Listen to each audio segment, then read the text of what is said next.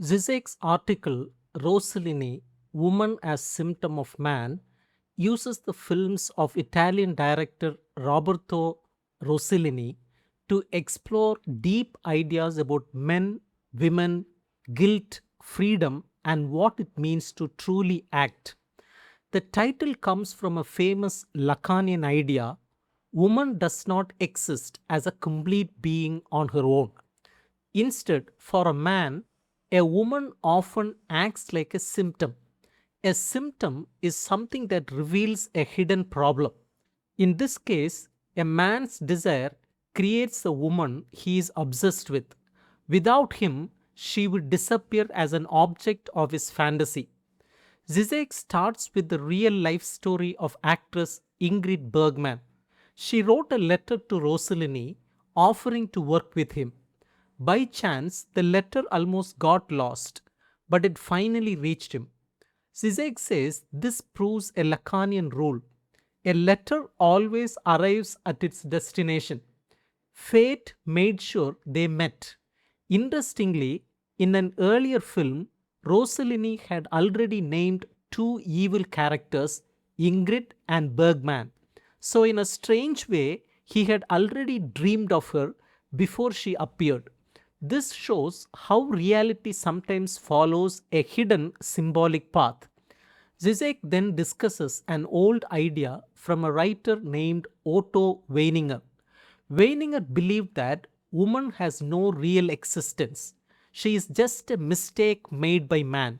If a man purifies his desires, the woman will simply fade away like a ghost. In old films, when a tough hero rejects a dangerous woman, she falls apart. This is the traditional view. Woman is a passive symptom of man's inner sickness. But Zizek turns this idea upside down using Lacan's later work. He says if a woman is a man's symptom, then the man's very identity depends on her. Without her, he would fall apart too. So, man exists. His being is located outside himself, in the woman. At the same time, there is something in a woman that escapes the man.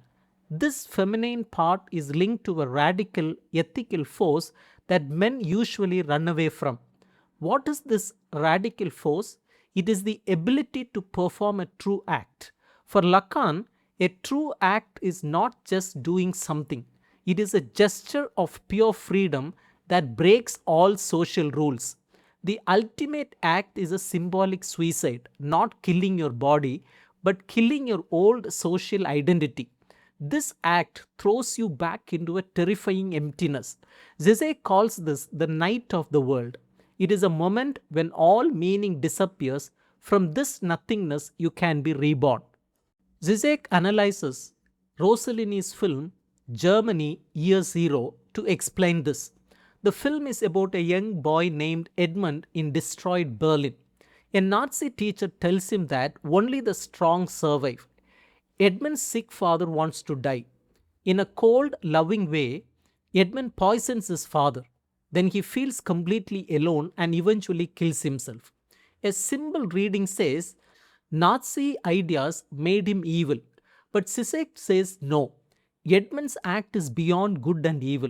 It is an act of absolute freedom. He did not just follow the teacher's words, he did something extra, something empty of meaning. In that emptiness, he became like a terrible saint. In Europe of 51, a rich woman named Irene loses her son to suicide. She feels guilty and tries to help the poor. But Zizek argues that her guilt is a trap. She uses guilt to avoid facing the real horror. Her son's death was meaningless, a void. She tries to fill this void with communism and Christianity, but at the end, she becomes a saint who separates from society completely. This separation is what matters. In Stromboli, a woman named Karin tries to escape her boring island life by climbing a volcano. She gets lost in the smoke and fumes. She screams to God in terror. Then she wakes up the next morning and says, "Oh God," again, but this time in peace. What changed? She went through a symbolic suicide. She gave up all her old attachments. Once she had nothing to lose, she was free. The act is the moment of withdrawal, not the action that follows. Zizek contrasts this true feminine act with masculine performative acts. A performative act is when someone says, I now declare, and creates a new rule or order. That is masculine. It is still trapped in the world of words and society. The feminine act, like Antigone's refusal to obey the king, is suicidal and silent. It says no without offering a new program. This pure no is the real act. Zizek says that our normal reality is built on symbolic fictions. Nations, laws, money, these are shared stories that have no real substance, but they make us act as if they are real. These fictions cover up the terrifying emptiness, the night of the world. A true act tears open this cover. It confronts the emptiness head on. The lure or trap in Rossellini's films is the idea that you can find peace by returning to authentic life, the island community, the poor people's faith. But the films actually show that this is a lie.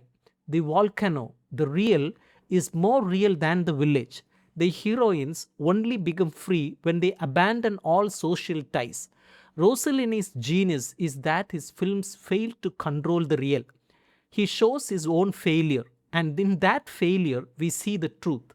Freedom is not liberation given by a master, it is the terrifying moment when you stand alone without any support from the universe or from other people. That is the real year zero.